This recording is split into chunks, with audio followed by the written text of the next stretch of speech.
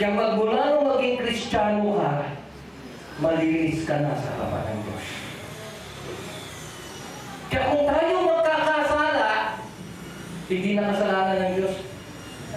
Tayo na may kasalanan nun kasi dinudumihan natin yung lininis ng Diyos. At hindi na iiwasan yun, kaya may hugasan ng pae. Naalala niyo? Pag-ibig pa rin ang magdidikta sa atin para gawin yun. Kasi si Pedro nga, ayaw niya eh. Nagmamata siya. Pero anong pinangalandakan ng Panginoon? Kung hindi ko gagawin yan sa iyo, wala kang bahagi sa akin. Ugnayan na naman. Kung hindi ka magpapalinis, Pedro, wala kang bahagi sa akin. Ano sabi ni Pedro? Wala nang paa, pati nakamay, pati ulo, at naman na. Okay talaga ito si Pedro. Nang sabi ni Cristo, ang mga nalinis na, malinis na. Sa paglalakad na nadudumihan ang kaya yun yung kailangan hugasan. Ayun, pag-ibig ang mag-uudog sa atin para gawin mo. Mangaglingkuran sa isa't isa. Ikalawang pinanalangin ng Panginoon yung ating unity. Kasi sa totoo lang, kung nilininis ng Panginoon, gagawin ang kalaban ng lahat para tayo dumumi. Tama? Yeah. Kung ano yung pinag-isa ng Panginoon, gagawin ng Diablo ang mga para guluhin. Kaya kung sa pamilya, ikaw yung pinagmumulan ng gulo, pag-isip-isip ka, saan galing yung espiritu mo? Tama?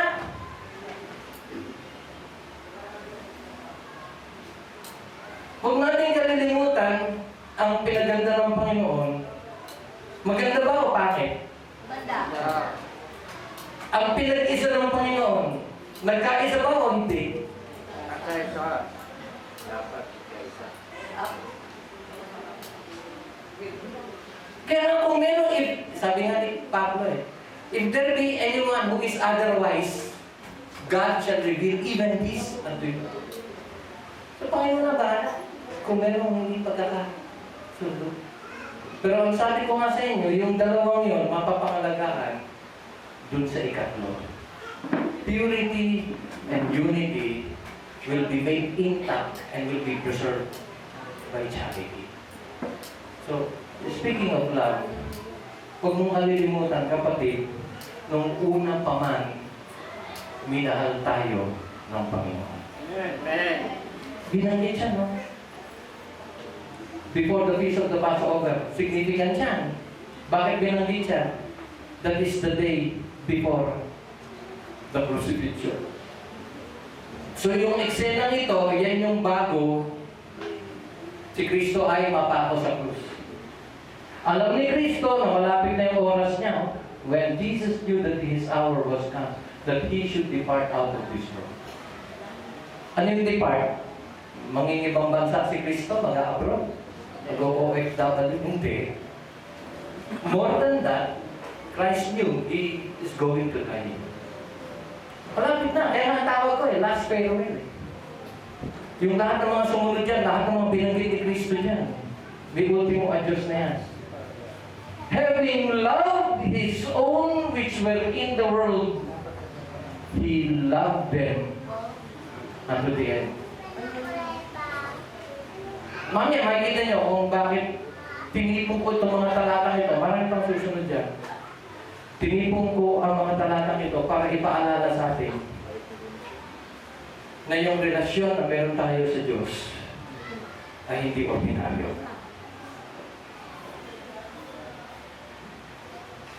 At ang layunin ng pangangaral na ito ay para ang bawat anak ng Diyos magkaroon ng pagpapahalaga sa pananampalatayang meron siya. Kasi alam niyo yung mga Kristiyanong hindi masyado siniseryoso ang kanilang pagka-Kristyano. Kasi hindi nila minamahalaga kung ano ang kanyang ugnayan sa Diyos.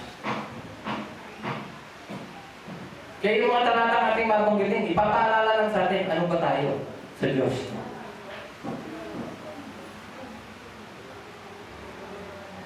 Having loved His own which were in the world. Sino yan? Sino yan? Baka sabihin nyo kasi mga alagad lang niya eh. Kasama tayo niya. Pakinig kami katabi mo, pakisabi mo sa kanya, kasama ka rin. Ha? Sama tayo dyan. Meron pa tayo dyan. Sama tayo dyan. Papansinin nyo, anong pagmahal? Pagmamahal yung inuko niya, yung binigay niya. Anong klase pagmamahal? At tuloy. Eternal lang.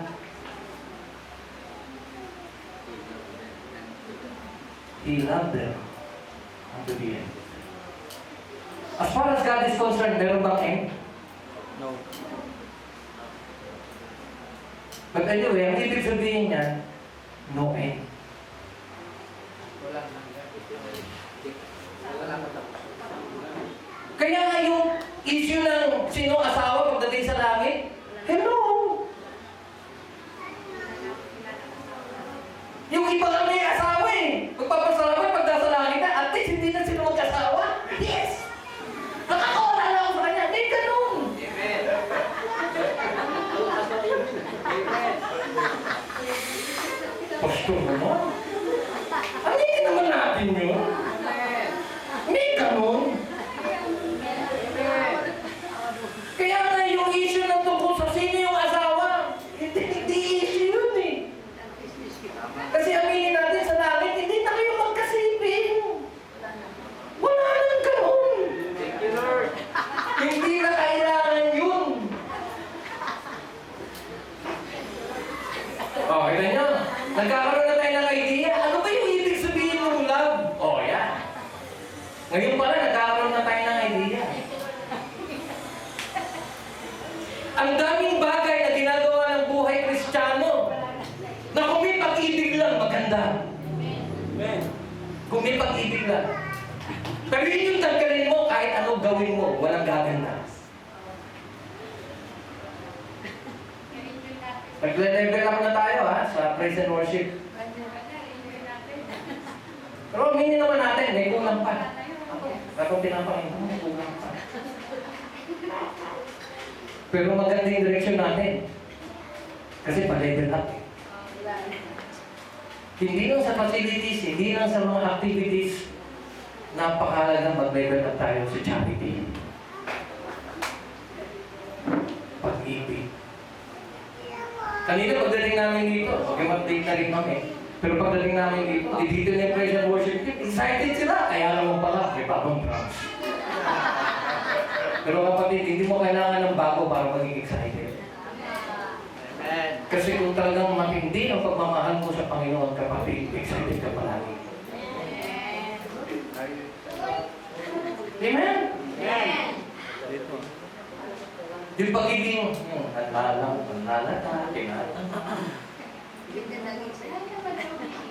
parang binibigit mo sarili mo. Mawawala lahat yun kung merong pag-ibig na nasa puso. Uulitin ko kasi kadalasan, bumangon ka, masama pakiramdam mo. Parang ayaw mo na. Parang ayaw mo muna, papaalam ako kay Sir Tony, sasabihin mo, hindi mo na ako magpapakita.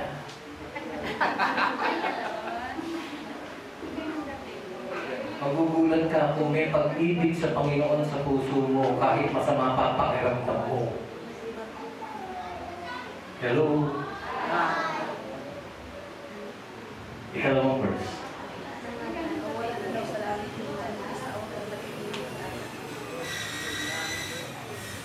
Anong sabi niya? Kung mahal niyo ako, susundin niyo ako. Umpisa natin kanina. Ano yung sinabi kanina? Minahal tayo ng Diyos. Anong klaseng pagmamahal? Walang katapusan pagmamahal. Walang pagmamahali. Ikalawang talata.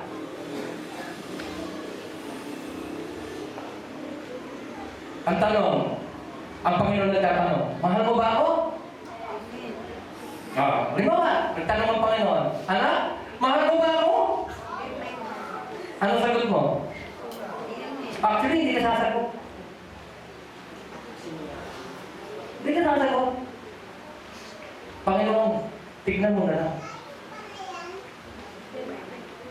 Kasi madaling sabihin, oo, Panginoon! Madaling sabihin yan eh. Ay yung follow-up, pagka sumagot ka, oo, Panginoon! Sagot ulit ang Panginoon, itatanong ulit sa'yo. Kailan? Anak, mahal mo ako. Ang bilis mo sumagot, oo naman, Panginoon. Tanong ulit ang Panginoon, kailan? Hindi obvious. Hindi ko napansin. Kailan? Nangyari ba yun? Parang wala akong napansin, anak. Pasensya ka na. Bakit? Kasi sa totoo lang, ang pagmamahal, ang pag-ibig, hindi sa salita. Hello? Kaya yan yung talata. Kung mahal niyo ako, ipakita niyo naman. Yan.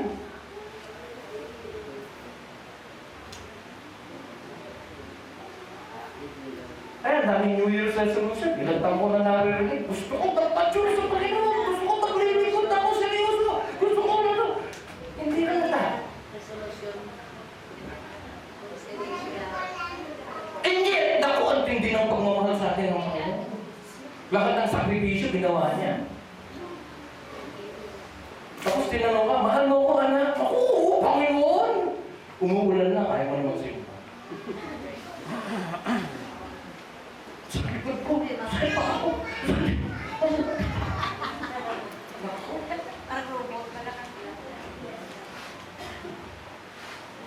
Sunod na talata.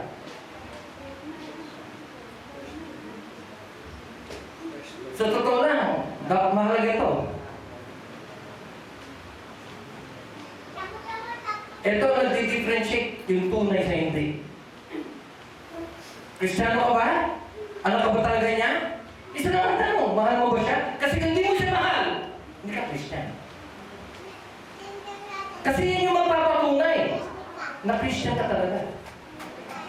Kasi hindi ka pwedeng maunang magmahal sa Panginoon. Kaya? Kung mahal mo siya, ibig sabihin talaga anak ng Diyos. Bakit? Doon mo napatunayan, bahal ka niya. Uulitin ko hindi mo pwedeng unahan ng Diyos. Naging anak ka ng Diyos, minahal mo siya kasi nauna siya nagmahal sa iyo. Kaya kung wala kang nakitang ni katiting na konting pagmamahal sa Diyos, magtaka ka na, baka hindi ka anak ng Diyos.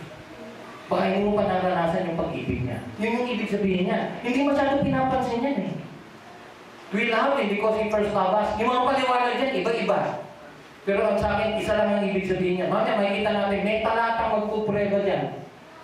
Na kung talagang anak ka ng Diyos, mahal mo ang Diyos, at wala kang ibang gustong gawin, kundi bigyan ng papuri ang pangalan ng Diyos. Kaya kung mapipiliin ka, kalooban ko o kalooban niya, madalas, pag-aanak ka ng Diyos, sasabihin mo, hindi ang kalooban ko yung kanya. Bakit? Kasi katangian ng isang hindi anak ng Diyos na ang pagiging nasusunod sa sarili niya. Di ba? Naalala niyo, the fool has said in his heart, no God! Doon nga sasabihin ng Diyos, anong sabi ng fool? No! No! No! May kita mo sa kilos niya, hindi na sa salita. Kaya halos matanggal yung leeg niya, kaiilit. No! Maputol sana leeg mo. Di ba? Sa isang batang ayaw, kain na ha? Ang unang natin, ang pangaya, ayaw! Kaya nga, nabanggit ko one time, ang kasalanan, yung pagiging maselan ng bata, ang kasalanan ng bata,